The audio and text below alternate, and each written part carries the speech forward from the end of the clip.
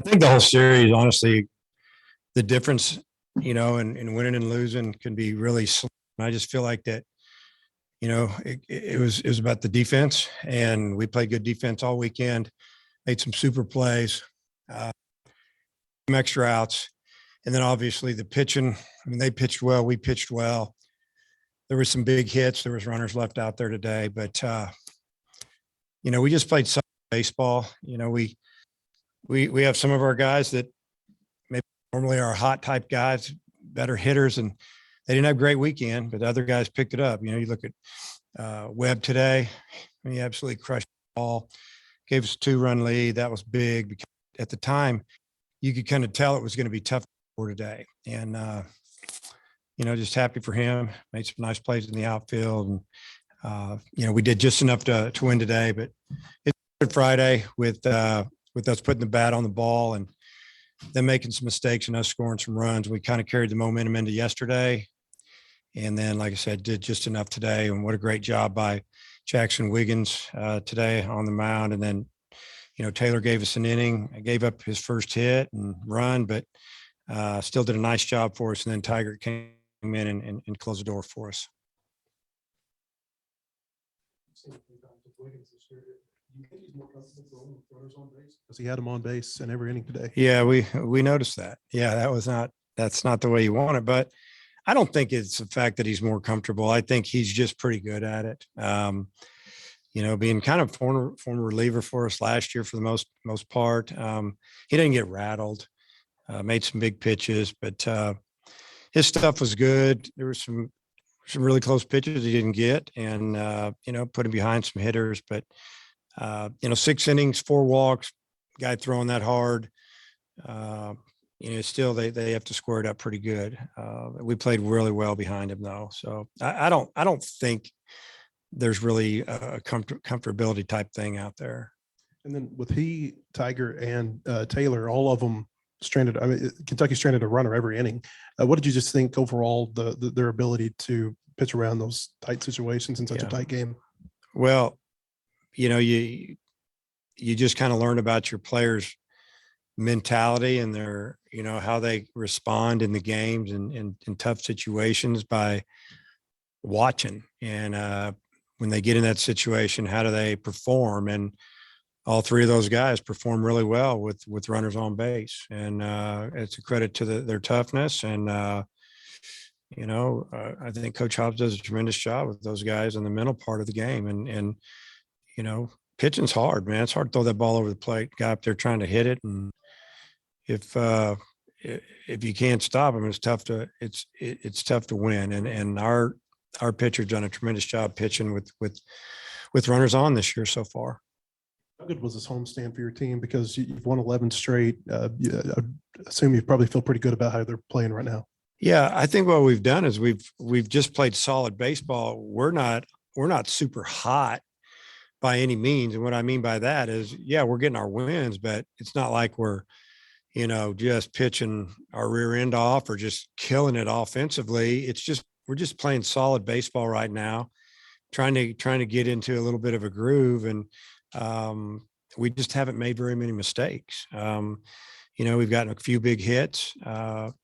We've had a few good days at the plate, but it's not like we've hit 500 on this homestand. We've had to fight. We put together some really good innings.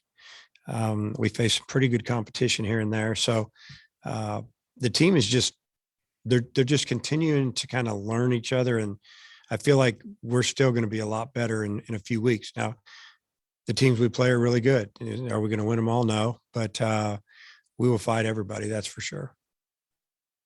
Just going back to Wiggins for a second, he's obviously always had talent, but now he's, throwing a lot more off-speed pitches, working deep into games, doesn't seem to get rattled as much. Just what have you seen from him just in his progression and his growth as a pitcher? Well, you kind of mentioned some of it is that you don't really rattle him. He's thrown a lot more strikes, in my opinion.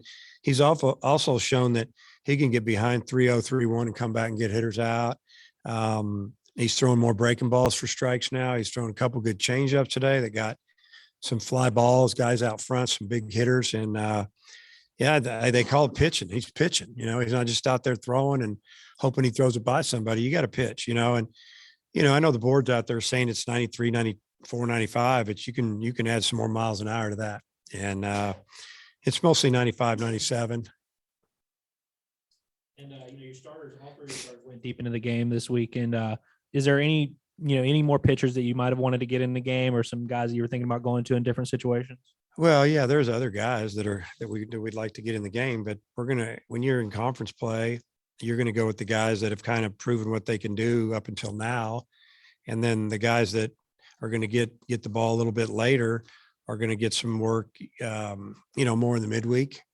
Yeah, I mean, there's no more non-conference weekends, and it starts in the fall. They kind of got to show us what they can do in the fall, and then we can build off of that. But there's some guys. I mean, Nick Griffin's a guy. They don't hit him very well, but he had a really good inning in Texas. We're thinking, wow. I mean, that guy can throw the 8th or 9th as well, maybe more. And then he's had a couple of rough innings since then. But then he's had a couple of good hitters. You're going, man, he just didn't touch him. So we got to get him rolling a little bit. And there's more guys. I mean, I don't know. I could name 4 or 5 guys. Coach, you had 3 quality starts from all 3 guys this weekend. What does that do for those 3 guys' confidence and for the rest of the team's confidence in the first conference weekend? Well, I would think for their own personal confidence, it should really make them feel good about where they are, which is a starting pitcher in the Southeastern Conference. It's hard to do. And then from there, they're thinking, hey, if I just keep getting better, I can build up my pitch count, I can stay in the game longer, give my team a chance to win, handing it off to a pretty good bullpen. So I would think that our starters' confidence would be really good after this past weekend. I know there could be weather involved for Wednesday, but what might you do from a pitching standpoint if you do? I can tell them, right? We're not going to Kansas City. High of 40, snow and rain. Winds out of the north at 15 to 25. Here we go again with that weather thing. So wind chills in the upper 20s. I don't think that's good for this time of year. And for us to go up there and meet another team there in the middle of the week, 2 nights, maybe a couple of nights hotel more than normal. I mean, it gets kind of expensive. We can stay here and work out. So we'll probably give our guys tomorrow off, most of Tuesday off, maybe have volunteer type workout for guys, some individual work, and then have a team workout on Wednesday, and then travel to Columbia. Hopefully the weather's good. We can travel to Columbia on Thursday and get a workout in at their place, and then start the series on Friday. And just what did you do to keep their big hitters off balance? Because I mean, I know Estep had a hit late, but you held them down this weekend. Yeah, I mean, the middle of their order is scary, and the numbers are big, and they play in a legitimate park. You got to hit it to get it out of there. They're big and strong and experienced in the middle of that lineup. I mean, I looked at the lineup today, and they had 2 juniors and 7 seniors in the lineup. That's incredible at this level. Some of it has to do with COVID. Some of it has to do with transfers, transfer portal, redshirting, whatever. That's an old team, and they're very physical. Tried to keep them off balance, and they bust them in, change them up away, a lot of breaking balls. And I think probably the best thing we did is we got ahead of them, and then we got to go to work on them a little bit. But that team's going to beat a lot of people, and I'm glad that we're done with them here. We maybe we'll see them down the road, but they're going to score a lot of runs, and they can pitch too. How well do you think it helped your starters that I don't think your team trailed at all during the series this weekend? No, we didn't. We were ahead. Once we scored, we were ahead. So I'm sure that helps a starting pitcher. It kind of maybe loosens you up a little bit. Take the edge off where you think, hey, if I make a mistake, we already got a run or two lead, and not a problem. But I think you can ask any pitcher; they'd much rather pitch with a lead than a tie ball game. And then as it pertains to Braden Webb, how good do you feel about what's going on with him this week to get him going offensively? And then obviously he made some big defensive plays. Well, it starts on the defensive side for me, and I've said that all along that you get some guys in the outfield that are hitters, and you always got to have one that can really run them down from maybe alley to alley, and that's Braden. I mean, he's a good defender, got a really good arm. Now he's starting to hit. When you hit that ball, I guess I saw that it said it went off the barrel at about 111 miles an hour. That's big time. That's full grown man strength right there. And he hit that slightly into a little bit of a wind, and then it pushed through it 440 feet or whatever it said, if that's what it was. We've seen it. We've seen it a lot. We've seen it go the other way.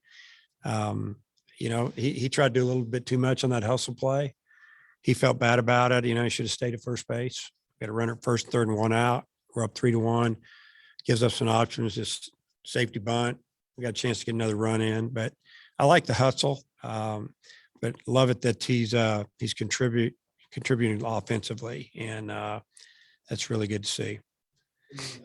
Not playing in Kansas City, I would assume that there's no intention to try to make up a game anywhere down the road. Yeah, well, we looked to see if we could get a game here Wednesday or Thursday or Tuesday or Wednesday, but it's kind of late to do that. I think rest might be better for us than scrambling and then not knowing, then all of a sudden saying, hey, we're playing.